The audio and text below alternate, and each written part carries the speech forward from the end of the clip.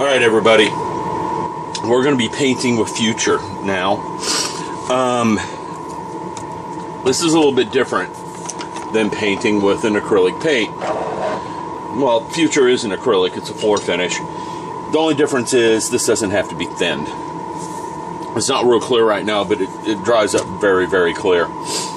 No thinning. I've got the airbrush, and some of them may have caught that yesterday. I had the airbrush pressure at about 12 yesterday, 12 psi. Didn't know it. The Tamiya was spraying okay. That might explain why I was having problems with the Model Flex paints.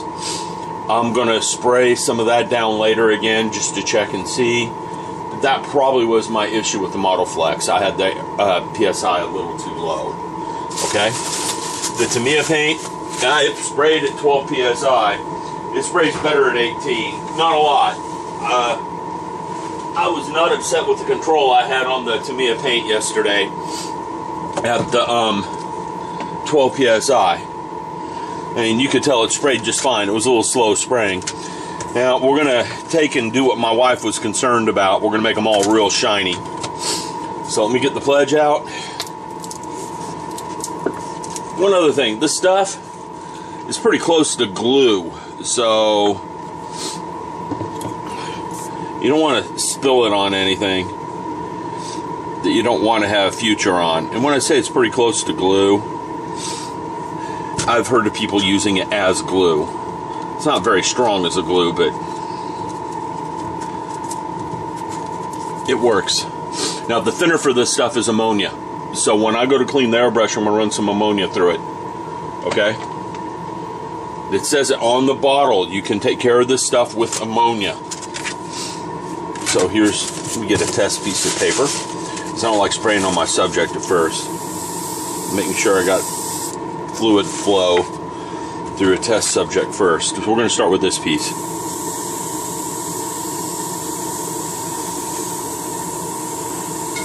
And Future has consistency pretty close to water. I must admit that. It's pretty thin stuff. And we got a good coating right there. On that card, this stuff dries up pretty quick too. Now, why am I putting down a layer of Future? I can see it splattering a bit too. I'm not going to worry about that. I don't know why it's splattering. It shouldn't be. I can definitely tell my air pressure's up over yesterday though. Okay, now why am I putting down a layer of Future? The reason I'm putting down a layer of Future is this. It'll be a protectant between the hairspray. I mean, here, let's do it this way. We're putting down Future. We put down our color coat for the rust. Then we put down a layer of Future over that. I'm getting right up to my finger where my finger's holding. Once we're done with that layer of Future, we're going to put a layer of hairspray on. And then my final color coat. Now, what the Future does is it acts as a barrier. Your final color coat's got to be an acrylic, so water can penetrate the acrylic and get to the hairspray. The hairspray is a debonder. In other words, that's probably the wrong word, and someone's going to jump on me for that. But the hairspray acts as a agent that loosens the paint. Here, I'm not saying any of that right, and I'm tempted to start over, but I've sprayed too much. Here, this is what I'm talking about. The hairspray is a barrier, okay? It is not paint. It is water soluble. When the water hits it, it loosens. And when it loosens, it allows the layers of paint above it to come free. Future acts as a barrier. It stops the water from penetrating all the way through.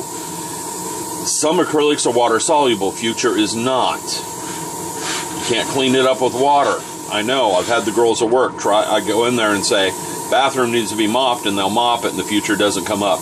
Future comes up with wear and tear. That's for sure.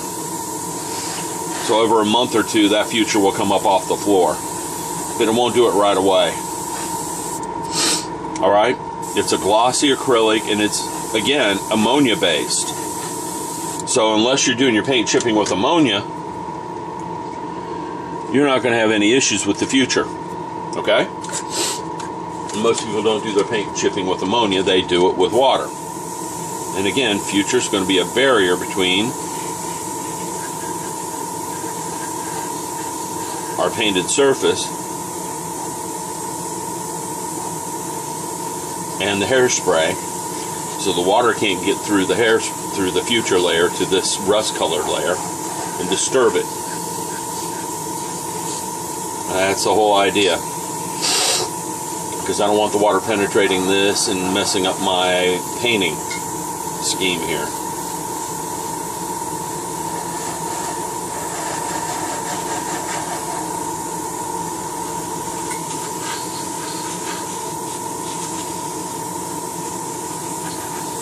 It's just a nice, tough, clear coat is what Future is.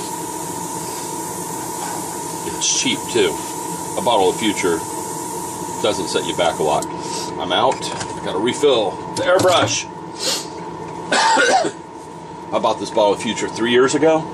Of course, some of you know my build rate's not the quickest in the planet, because I always tackle the hard, nasty kits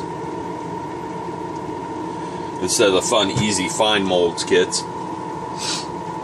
Nothing wrong with that. I'm going to start tackling those really soon so I can actually get something built in under a day or two. I'm sorry, under a year or two. I got that a little too full. So we're going to re-wet. Give another layer to this. This is the one I painted first. It's close to dry. Another coat. Here's a good reason why I like having the lights at the top of the spray booth.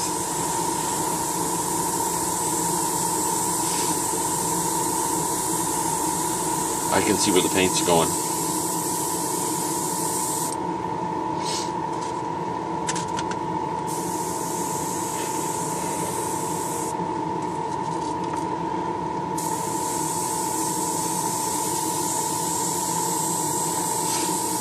Ooh, somehow I got a puddle of it on there. That's okay. We're experimenting. I know how I got the puddle on there. I overfilled the paint cup on this thing. We'll see how that comes out. Ordinarily that would be strip it down, but this is experimental. And that's what I get for putting it right underneath. Ooh, I got some of the Future on my fingers. Sticky times.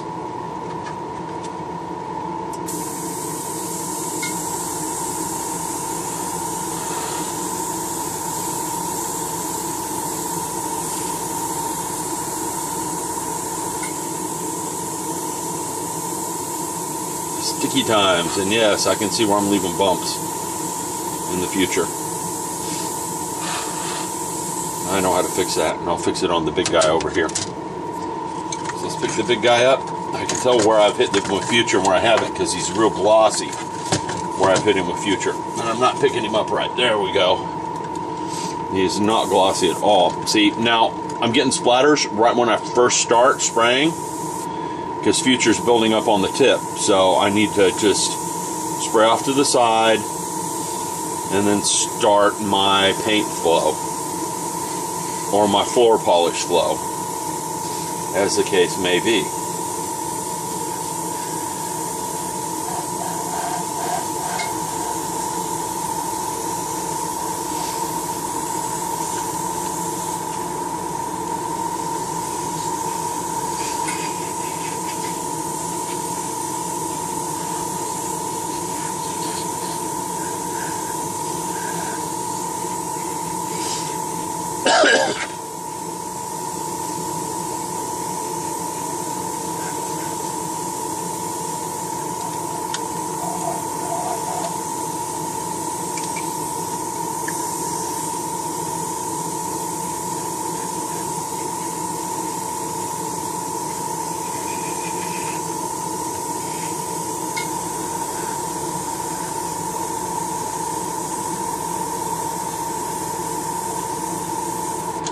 I actually like how I had the color tones on this guy. It's going to be kind of a shame to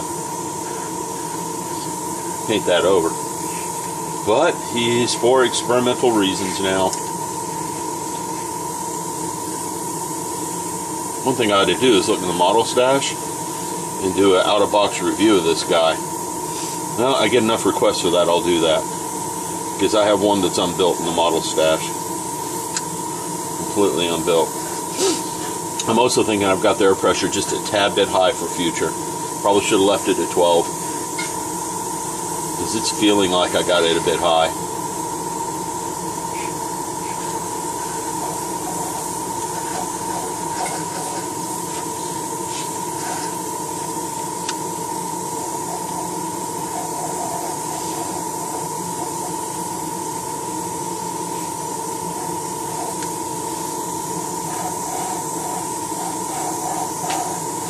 It would help if I'm actually spraying this. Uh-oh, camera's telling me we're out of time. I'm gonna have to shut the camera down, people. I'll come back tomorrow with something new. I've only got a couple of minutes of recording time, so I'm not gonna take long.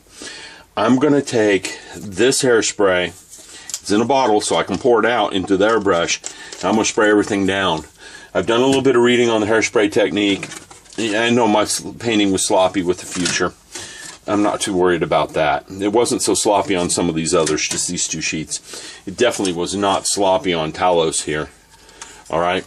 And I do like how the pre-shading I did on him came out for the resting. I think it came out really, really well. Alright? And my different shading on there. This shading technique here is practice for the Gundam. I overdid it, but that's okay.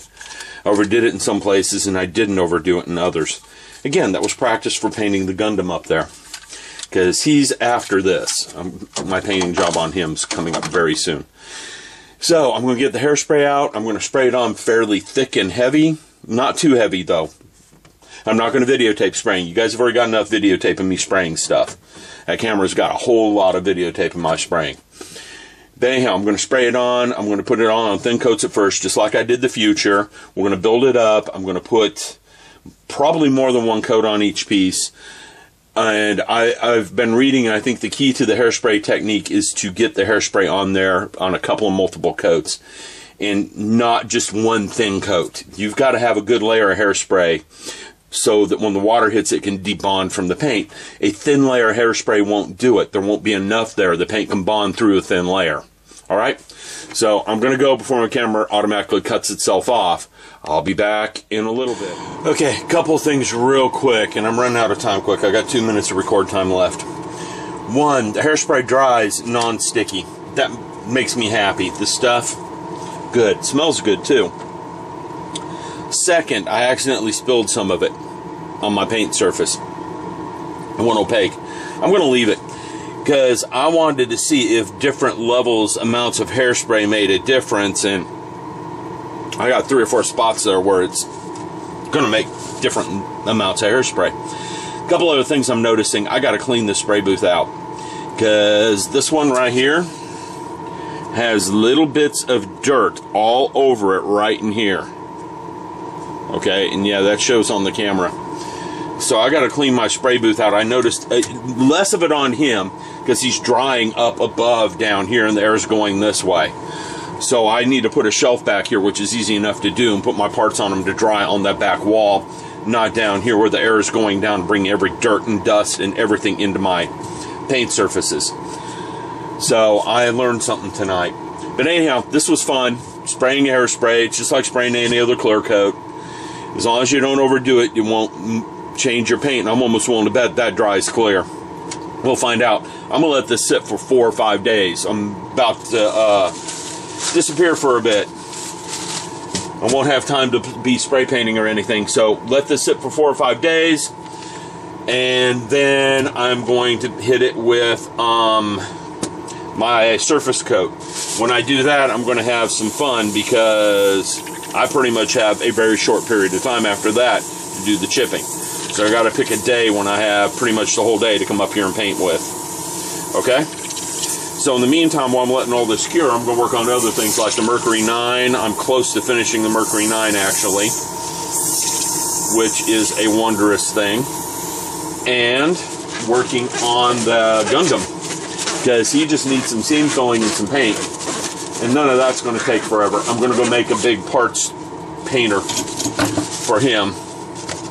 Anyhow, I'm out of record time. I'm down to seconds. I'll talk to you guys later. Hello, YouTube people. We're leaving San Antonio and headed back towards College Station. And we're on the nation's fastest freeway. The legal speed limit is 85 miles an hour. And that's what we're doing. It's a toll road. Toll is like $150 for every like 40 miles or something. It's not very expensive. There's no cars on this road. And we get to have fun. The GPS says we're in the middle of nowhere. Now, this is a brand new car. I mean, this car has 400, 600 miles on it. Okay? Which I find kind of amazing right now.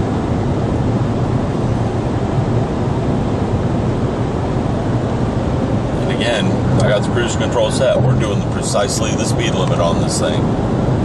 Just cruising down the freeway.